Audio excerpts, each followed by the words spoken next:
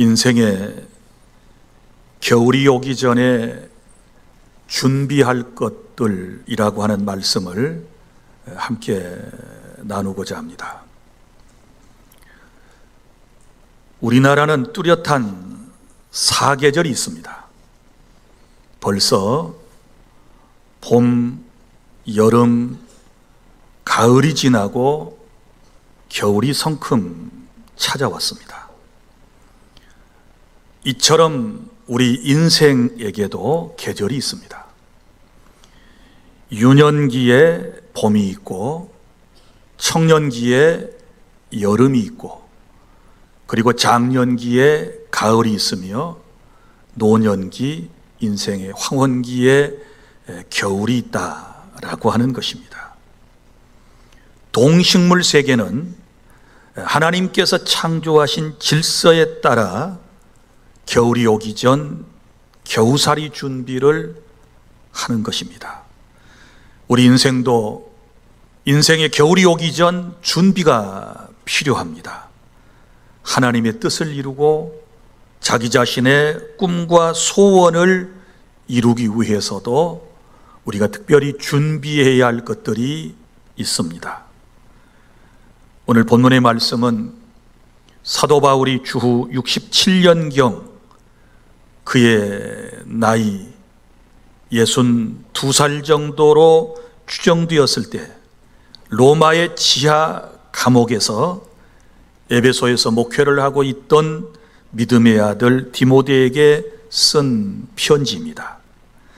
이 편지의 내용은 겨울 전에 어서 오라 라고 하는 것이 21절에 나오고 있습니다.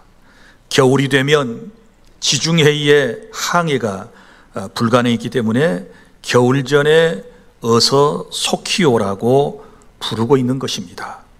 사랑하는 성도 여러분, 사도 바울은 자연계의 겨울뿐만 아니라 자신에게도 인생의 겨울이 다가오고 있다는 것을 알고 있었습니다.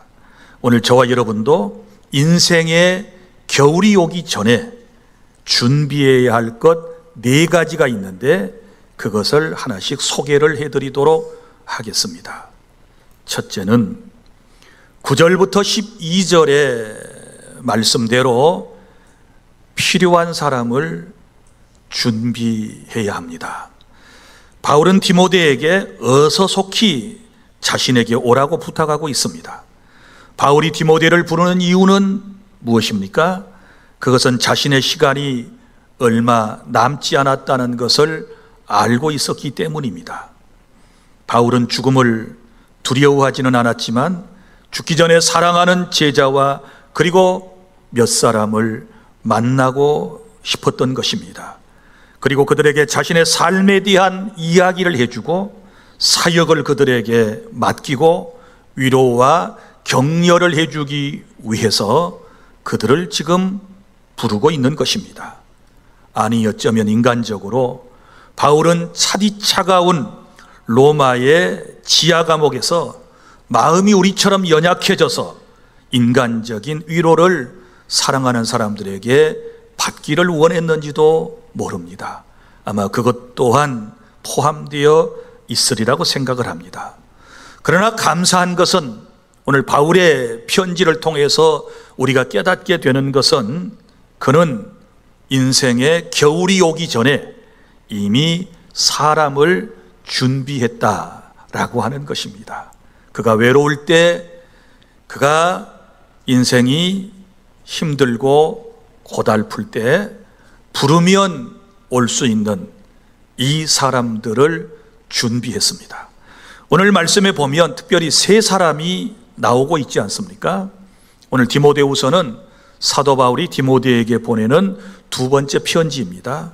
그리고 오늘 9절에 너는 어서 속히 내게로 오라. 21절 너는 겨울 전에 어서 오라.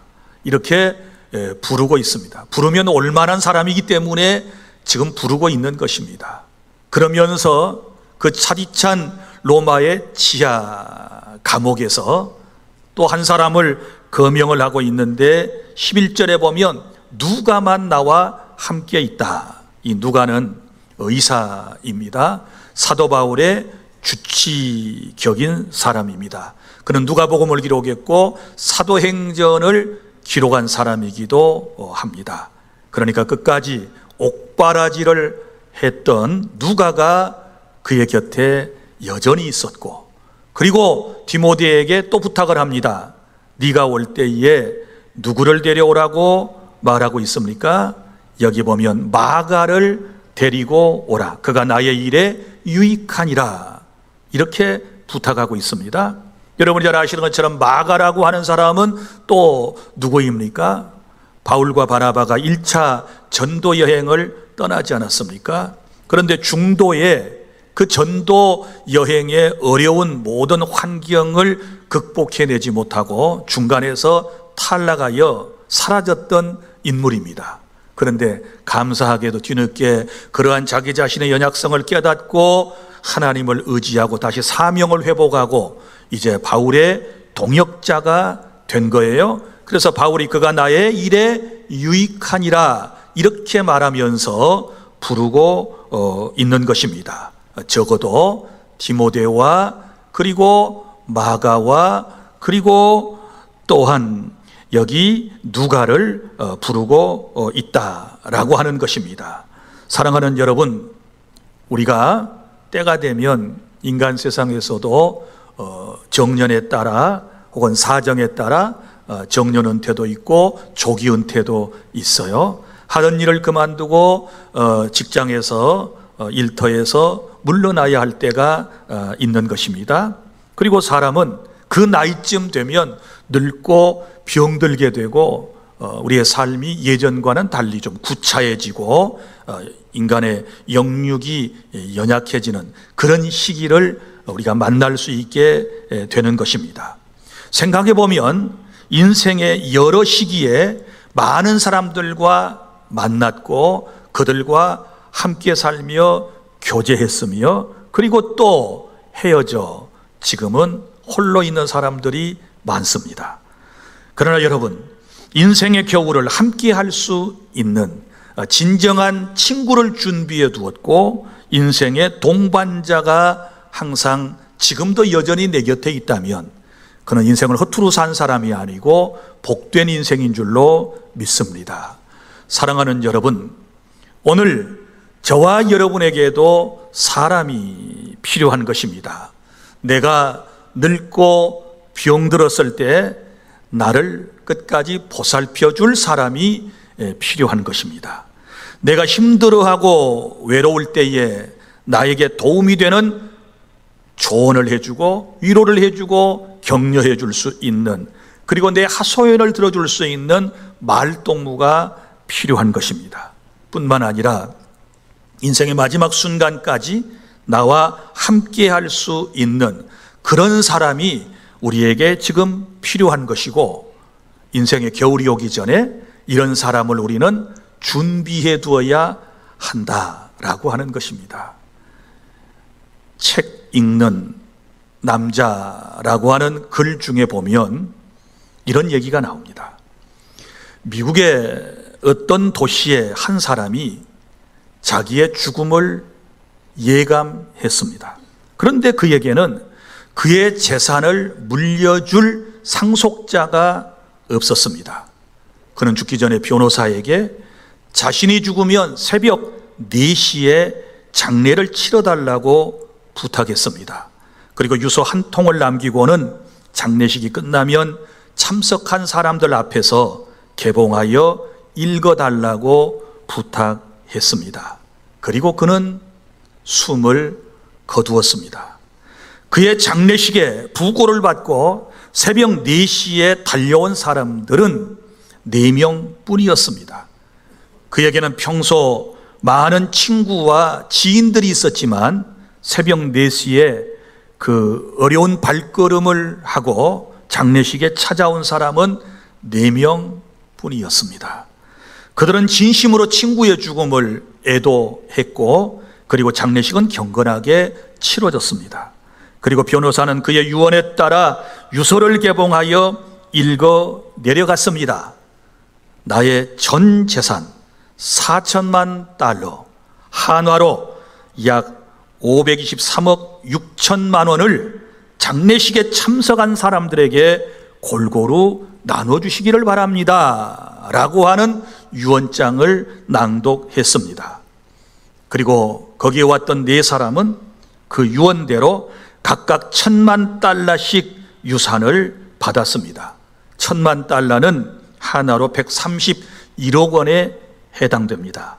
이 유산을 엉겹결에 받은 4명의 친구는 처음에는 당황했지만 그 유산을 헛되이 쓰지 않도록 사회에 환원하여 고인의 이름을 딴 도서관과 고아원을 설립하여 친구의 우정에 보답을 했다고 그럽니다.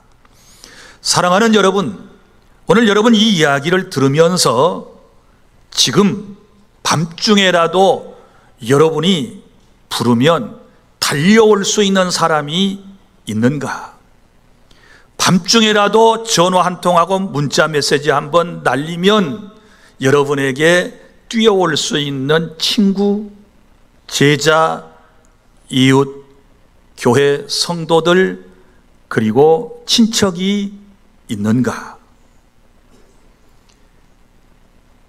내가 뜻하지 않는 사고로 병원 응급실에 들어가서 산소호흡기를 끼고 생사가 지금 왔다 갔다 하는 이런 상황에 연락을 하면 새벽 3시에도 병원 응급실까지 와줄 사람이 준비되어 있는가? 사랑하는 여러분, 너무 심각하게 듣지 마십시오. 여러분의 장례식은 제가 집례할 것이고, 여러분이 돌아가셨다 그러면 제가 맨 먼저 뛰어갈 것이니까 저에 대해서는 걱정하지 마세요. 그런데 여러분들의 주변에 그런 사람이 있는가? 인생을 지금 내가 어떻게 살아왔는가? 지금쯤은 점검을 해보실 필요가 있다. 친구는 4종류의 친구가 있다고 그럽니다. 꽃과 같은 친구, 즉 꽃이 피어 아름다울 땐 그 아름다움에는 찬사를 아끼지 않지만 꽃이 지고 나면 과감히 버려버리듯 자기 좋을 때만 찾아오는 친구가 있습니다. 그리고 저울과 같은 친구가 있습니다. 저울이 무게에 따라 이쪽 저쪽으로 기울이듯 자신에게 이익이 있는지 없는지를 따져 큰 이익이 있는 쪽으로 움직이는 친구 있습니다. 그리고 산과 같은 친구가 있습니다. 산은 온갖 짐승의 안식처이며 언제나 반겨주듯 늘 그 자리에 있으며 편안함과 든든함을 주는 친구가 있습니다. 그리고 땅과 같은 친구가 있습니다. 땅이 생명의 싹을 틔워주고 곡식을 길러내며 누구에게도 조건 없이 기쁜 마음으로 은혜를 베풀어 주듯 한결같은 마음으로 나를 지지해주고 격려해주는 친구가 있습니다. 여러분의 친구는 어떤 사람입니까? 사랑하는 여러분, 인생의 겨울이 오기 전에 필요한 사람을 준비해야 합니다. 그러려면 우리가 어떻게 해야 할까요? 평소에 인간관계를 잘 하셔야 합니다. 아랫사람이라고, 어린 사람이라고, 직장에서 지위가 나보다 더 낮은 사람이라고 해서, 연약하고 병든 사람, 가난한 사람이라고 해서 그의 출신 성분과 성장 과정이 자기보다 못하다고 해서 함부로 대하거나 함부로 말해서는 안 되는 것입니다. 그러면 끝까지 그 사람은 여러분과 함께 하지 않습니다. 그러므로 누구에게든지 겸손하시기를 바랍니다. 섬기시기를 바랍니다. 베푸시기를 바랍니다. 따뜻한 마음으로 대하시기를 바랍니다. 제가 늘 여러분에게 말씀드리는 거, 인간관계를 잘해야 한다. 정말 누구에게든지 눈 크게 뜨지 말고 얼굴 붉혀 말하지 말고 다그치듯이 책망하듯이 큰 소리로 말하지 말고 사람에게 상처를 주어서는 안 된다. 여러분, 그래야 내가 인생의 겨울을 맞이하게 되었을 때 사람들이 내 곁에 있게 될 거예요. 제가 솔직히 설교를 하게 된 배경은 제 주변에 제 선배 목사님들 여러분이 은퇴를 하셨습니다. 우리 종회법상으로는 금년이 호적상으로 52년생들이 은퇴를 하는 해입니다. 내년이면 53년생이 만 나이를 채우고 은퇴를 하게 돼요. 자, 목사님들도 은퇴를 하고 직장에서도 조기 은퇴도 있고 60세 은퇴하는 데도 있고 65세 은퇴하는 데도 있고 정해진 법령에 따라 때가 되면 다 은퇴를 해요. 그런데 은퇴를 하고 난 이후에 여러 부류의 사람들을 제가 눈여겨봅니다. 저분 곁에 끝까지 있는 사람이 얼마일까? 끝까지 저 사람을 보살펴주고 함께 해주는 분이 얼마나 있을까? 꼭 내 모습을 보는 것 같아서 이제 내가 결심을 했습니다. 목회 45년 동안 해오고 목포주안교회를 41년이 넘도록 이끌어오고 있습니다. 내 마음이 약해졌어요.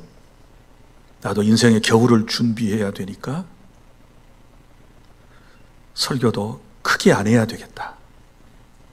조용. 교회 중직자가 예배 빼먹고 11조 떼먹고 예배 만날 늦게 오고 예배 와도 졸고 그래도 내가 절대 야단 안 쳐야 되겠다.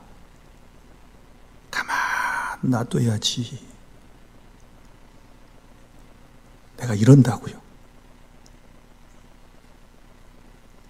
제가 너무 약해진 것 같지 않습니까? 왜요?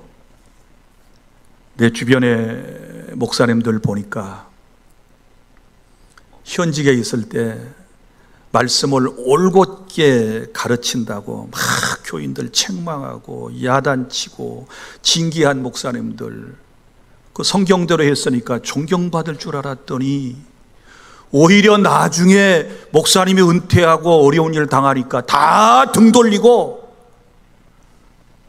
이상한 사람들이 되는 거예요.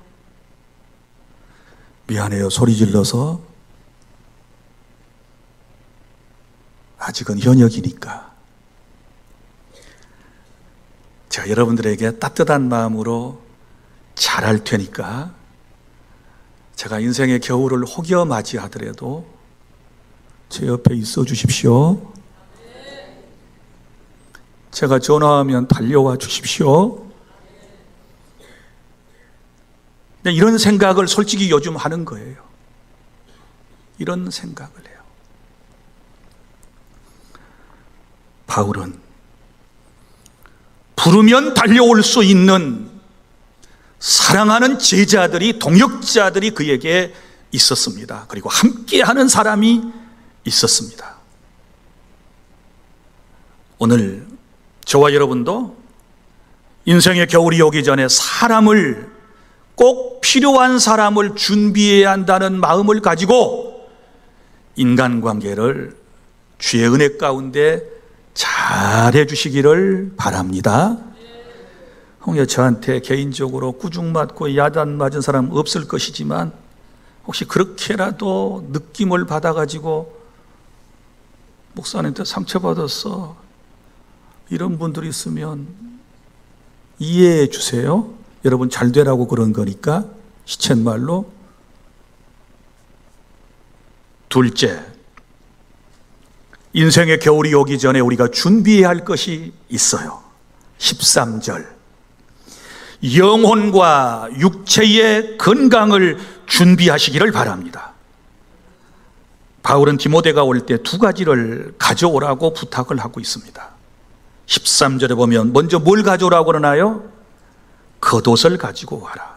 네가 올 때에 드로아 가보의 집에 둔 겉옷을 가지고 오고, 드로아는 여러분이 그 잘 아는 터키의 저 서북부 쪽에 있는 트로이 목마 아시지요? 그 트로이를 말하는 거예요. 거기 가보라고 하는 사람의 집에다가 겉옷을 두고 왔다.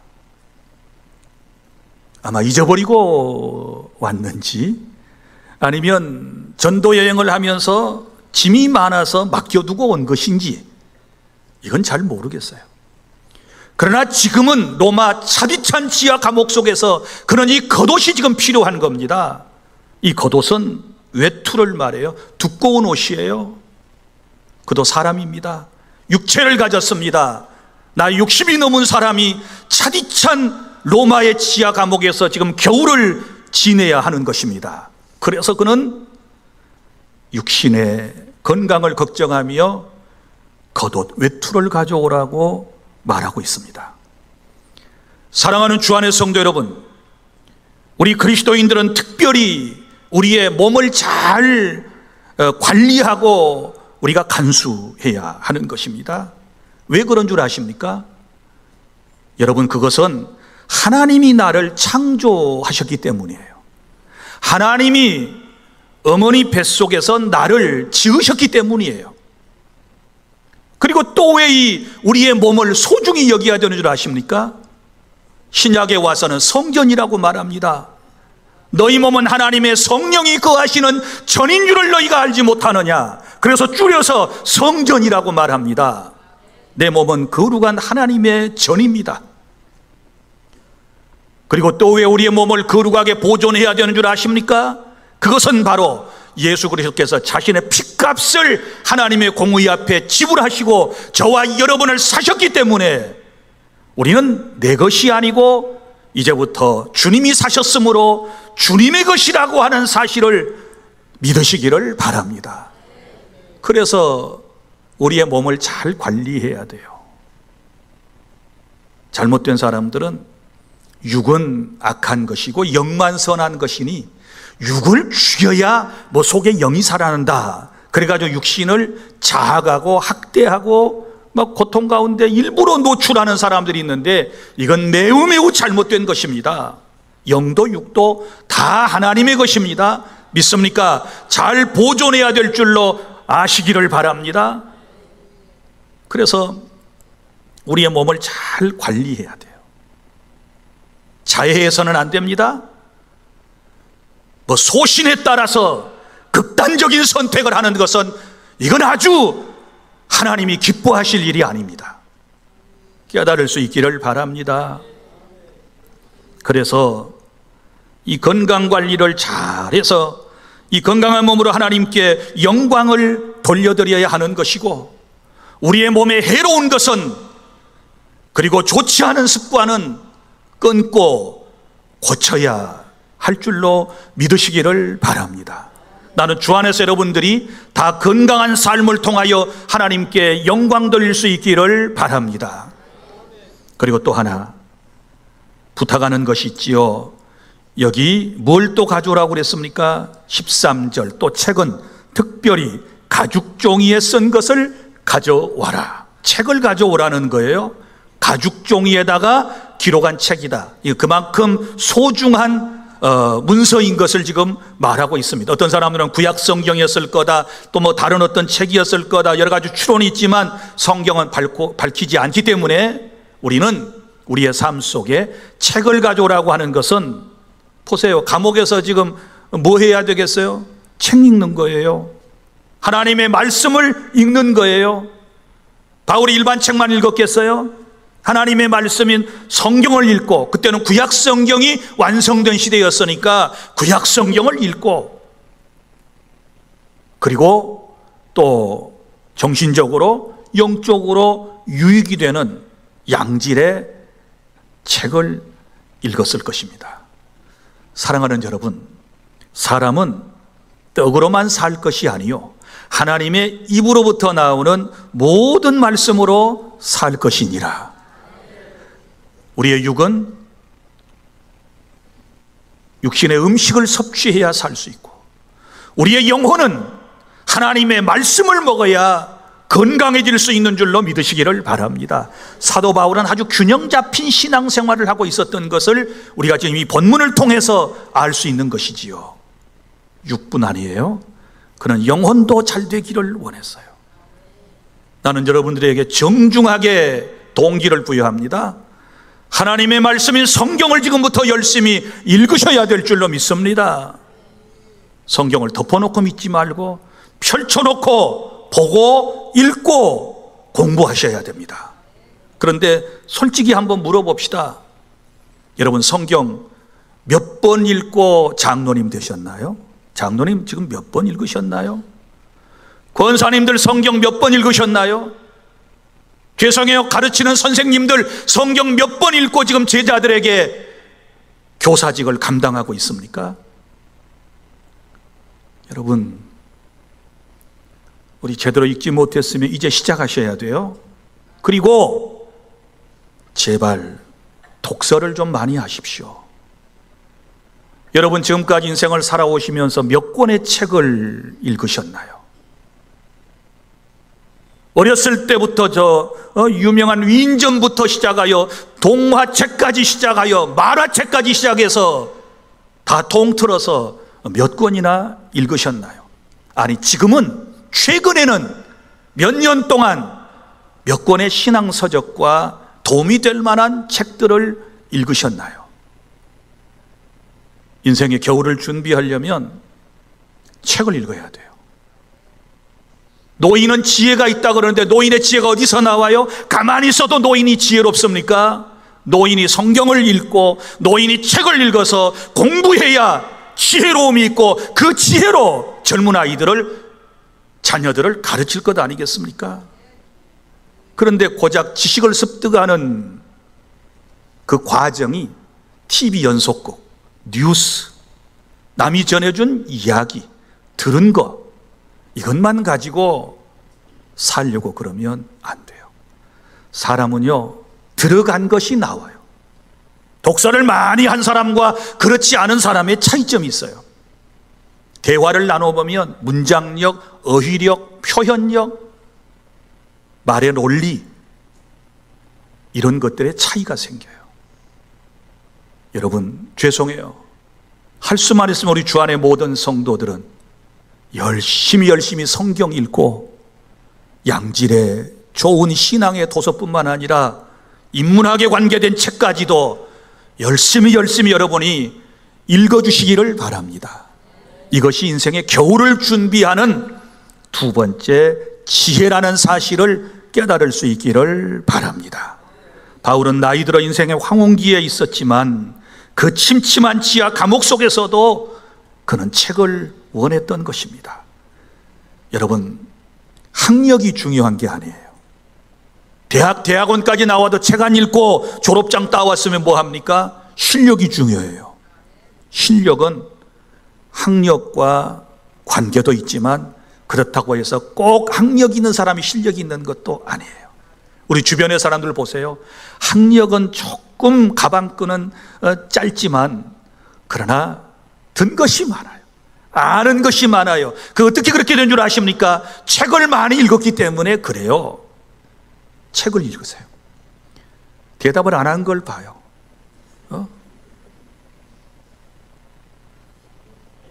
이러니 책방이 다 없어져요. 서점이 다 없어져요.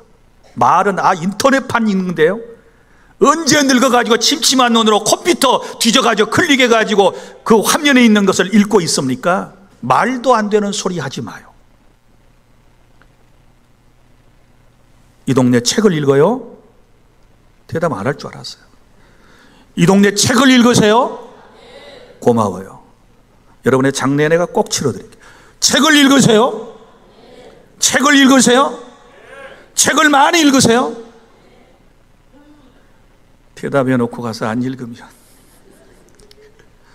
그래도 아멘 해주는 것은 제 인생의 큰 부조가 되는 거예요.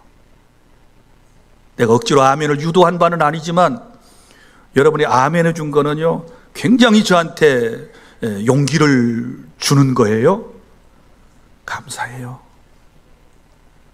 셋째, 인생의 겨울을 준비해야 되는데 뭘 준비해야 되느냐? 14절부터 16절까지 용서하는 마음을 준비하시기를 바랍니다. 바울은 본문에서 자신을 힘들게 했던 사람들에 대하여 말하고 있습니다. 여기 여러 명, 12명 이상이 되는 사람들의 이름이 쭉 본문에 나오고 있는데, 그 중에 14절부터 15절에 보면 구리 세공업자 알렉산더, 참 이름은 멋져요. 알렉산더 대왕의 이름을 어떻게 따왔는지 모르겠어요. 그런데 이 사람 보세요. 자, 14, 15 시작. 구리세공업자 알렉산더가 내게 해를 많이 입혔음에 주께서 그 행한 대로 그에게 갚으시리니 너도 그를 주의하라. 그가 우리 말을 심히 대적하였느니라. 아멘. 그러면 이 사람이 평소에 알렉산더라고 하는 사람이 지금 재판 과정하고 다 연결이 되는 말씀이에요. 재판을 받을 때 고소했던 사람이고 반대편에 서서 자기를 힘들게 했던 사람입니다. 그런데 16절 끝에 보면 그들에게 허물을 돌리지 않기를 원하노라, 이렇게 말하고 있습니다. 16절에서는요, 바울이 재판을 받을 때에 여기 이렇게 말합니다. 내가 처음 변명할 때, 이 변명은 재판적 용어예요. 재판받을 때 이제 변명을 해야 되지 않겠습니까? 변명할 때에 나와 함께한 자가 하나도 없고 다 나를 버렸으나, 이 역사적 배경을 해야 이 성경 구절이 이해가 되는데요. 무슨 얘기인가 하면 바울이 1차 재판을 로마에서 받게 되었을 때, 예나 지금이나 누군가가 재판을 받으러 가면 그 주변에 함께 동행해 주는 사람이 있는 거예요. 지금도 여러분, 누군가 여러분의 지인이 재판을 받으면 여러분이 방청석에 함께 가주잖아요. 그 용기를 주려고, 뭔가 도움이 되려고 가서 뭐 소리를 지를 수는 없지만은 함께 동행하는 거예요. 옛날 로마 시대 때도 마찬가지였어요. 재판을 받으러 갔을 때에 함께 동행해 주는 사람이 없었다. 그 표현을 뭐라고 그래요? 나를 버렸다, 그 말이에요. 여러분, 바울에게 복음을 듣고 신앙생활에 지도를 받는 교회 안에 중직자들조차도 바울과 동행하지 않았다. 그것이 그의 마음속에는 큰 아픔이었다. 이걸 지금 우리는 여기서 알아볼 수가 있는 것입니다. 인간적으로 말하면 너무너무 얄미운 사람들이었습니다. 그런데 바울은 이 사람들을 정죄하지 않습니다. 그들에게 허물을 돌리지 않기를 원하노라. 이것은 내가 다 용서한다, 이해한다, 다 믿음이 약하고 그럴 만한 사정이 있어서 그랬겠지. 내 입장에서 볼 때는 너무너무 서운한 일이고 정말 슬픈 일이지만, 그러나 그 사람들 입장에서 보면 자신들도 바울처럼 이 어려움을 겪을 수 있다는 거 아니겠어요? 그래서 지금 다 피한 것 아니겠습니까? 다 사정이 있다. 그래서 허물을 돌리지 않기를 원한다, 이렇게 말하고 있습니다. 사랑하는 주안의 성도 여러분, 인생의 겨울이 오기 전에 오늘 우리가 해야 할 일이 있는데, 그것은 나를 버린 사람, 나를 떠난 사람, 나를 배신한 사람, 나를 대적한 사람, 나를 욕하고 나를 모함한 사람, 나를 이지경, 이 꼴로 만든 사람도 용서하고 인생의 겨울을 맞이할 수 있기를 바랍니다. 여러분, 우리가 허물이 있는 사람을 용서해 주어야 하고 용납해 주어야 그 사람이 내가 인생의 겨울을 맞이했을 때 내 옆에 있어요. 그렇지 않습니까? 설교를 준비하다 호쿠마 주석에서 예화를 보았습니다. 멕시코의 한 청년이 엄청나게 큰 흑진주를 하나 발견을 했다고 그럽니다. 이제 그는 부자가 될 수 있었습니다. 그런데 어느 날 그 진주에서 아주 작은 흠 하나를 발견했습니다. 그래서 진주를 더 값이 나가도록 하기 위해서 열심히 흠집을 닦아냈습니다. 그런데 조금 닦다 보니까 생각보다 이 흠이 깊었던 것입니다. 그래서 아예 한꺼풀 벗겨내면 정말 이제 더 값비싼 진주가 되리라. 그리고는 한꺼풀을 벗겨냈습니다. 결국 어떻게 되었을까요? 진주는 다 사라져 버렸습니다. 사랑하는 여러분, 그 허물을 그대로 놓아두었더라면 정말 비싼 값에 팔아서 부자가 될 수 있었을 터인데, 이 청년은 어리석은 일을 행하고 말았던 것입니다. 사랑하는 여러분, 우리나라 속담에 옥에도 티가 있다, 그런 말 들어보셨어요? 아무리 멋지고 아름답고 고귀한 옥에도 티가 있다. 사람마다 다 티가 없는 사람은 없다. 고로 우리는 사람을 볼 때 어떤 그 사람의 전체를 보려고 해야 되는 거고요, 장점을 보려고 노력을 해야지 그 흠만 자꾸 찾아내서 보고 그 사람을 상대한다고 그러면, 그리고 그 사람의 부족함, 연약한 흠집을 찾아내서 그것을 바로잡는다면서 야단을 치고 정죄를 하게 되면 나중에 내가 인생의 겨울을 맞이하게 되었을 때 그 사람 내 곁에 없다는 사실을 아셔야 돼요. 믿습니까? 심지어 사랑하는 아들, 딸도 호되게 붙잡고 야단만 치면요, 나중에 이 자식들이 임종도 안 지켜요. 이런 일이 있어서는 아니 될 줄로 믿으시기를 바랍니다. 그래서 이제는 누구든지 너그럽게 받아들이세요. 용서하고 사랑하고 축복하세요. 그래야 여러분의 인생에 겨울을 맞이하게 되었을 때 그 사람의 도움을 받고 우리 노년기가 행복해질 수 있는 줄 믿으시기를 바랍니다. 깨달아지시면 아멘. 넷째, 마지막 17절부터 22절까지 말씀은 하나님이 나와 함께 하신다는 믿음을 가지시기를 바랍니다. 바울의 고백을 들어보십시오. 바울이 재판을 받을 때 모든 사람이 자신을 버리고 도망갔다고 말했습니다. 이때의 바울은 외롭고 쓸쓸하고 두려웠을 것입니다. 그러나 나중에 바울은 정신을 차리고 이렇게 말합니다. 하나님은 나를 버리지 않으셨다. 하나님은 나와 함께 하셨다. 하나님은 내 곁에 서셔서 내게 힘을 주셨다. 그리고 복음을 전할 수 있도록 능력을 주셨다. 그래서 나는 복음 사역을 감당할 수 있었다. 그 하나님은 지금도 나와 함께 하시고 그 하나님께서는 영원한 천국에 내가 들어가도록 인도해 주실 것이다. 이 믿음으로 승리한 줄로 믿으시기를 바랍니다. 사랑하는 여러분, 겨울에 대한 얘기가 나왔으니까요, 자연계의 겨울은 또 반복될 수 있어요. 그죠? 작년의 겨울이 또 우리에게 왔어요. 아마 여기 대부분의 사람들에게는 내년에 또 겨울을 맞이할 거예요. 그렇지 않습니까? 뭐 혹여 죄송한 얘기지만 내년 겨울을 못 볼 사람도 있긴 하지만, 제가 보거니와 여러분들은 다 내년에 겨울을 또 맞이하기를 바랍니다. 자, 그런데 이게 이제 마지막이라고 하는 말이 중요하거든요. 자, 마지막 겨울이 있을 수 있어요.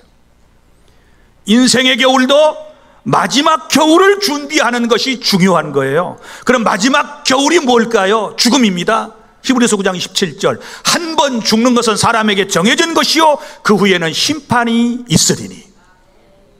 인생의 마지막 겨울을 준비하셨습니까?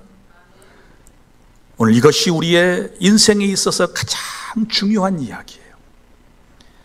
여러분, 요한복음 1장 12절, 영접하는 자 곧 그 이름을 믿는 자들에게는 하나님의 자녀가 되는 권세를 주셨으니, 아들 예수님을 믿으면 하나님의 자녀가 될 줄 믿으시기를 바랍니다. 요한복음 3장 16절, 하나님이 세상을 이처럼 사랑하사 독생자를 주셨으니 이는 그를 믿는 자마다 멸망하지 아니하고 영생을 얻게 하려 하심이니라. 믿으면 영생을 얻습니다. 요한복음 5장 24절, 내 말을 믿고 나 보내신 이를 믿는 자는 영생을 얻었고 라고 말씀을 합니다. 예수님을 나의 주님으로 모셔드리게 되었을 때 인생의 마지막 겨울을 준비한 사람이라고 볼 수 있는 것입니다. 그뿐만 아니라 또 우리는 인생의 겨울을 보내야 할 사람들이라면 이제는 철저히 오늘 4가지를 준비하고 사셔야 합니다. 다시 말씀드립니다. 필요한 사람 준비하시기를 바랍니다. 영혼과 육체를 건강하게 준비하시기를 바랍니다. 용서하는 마음으로 여러분 이해하고 많은 사람을 받아주시기를 바랍니다. 하나님이 나와 함께 하신다는 믿음의 확신을 가지고 인생의 겨울을 준비하여 언제 우리에게 차가운 겨울이 찾아올지 모르지만 겨울을 두려워하지 않고 따뜻한 겨울을 맞이하는 저와 여러분이 될 수 있기를 바랍니다. 왜냐하면 하나님이 우리와 함께 하시고 도우시고 구원하셔서 영광에 이르게 해주실 것이기 때문입니다. 기도하겠습니다.